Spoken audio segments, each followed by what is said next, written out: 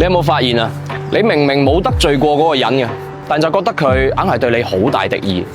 其實呢個世界咧有種惡念嘅，唔係因為你做錯咗乜，而係因為你做啱咗乜。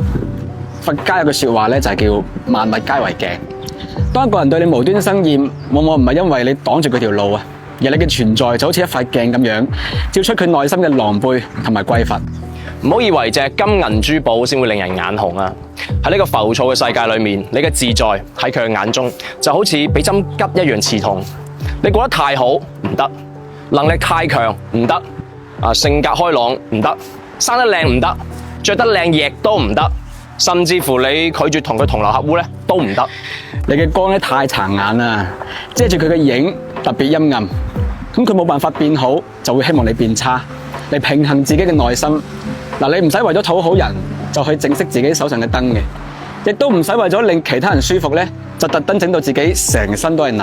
因為真正嘅認可從來都唔係靠討好嘅，而係嗰啲無緣無故嘅詆毀咧，啱好就係證明你活得精彩嘅另一種證明。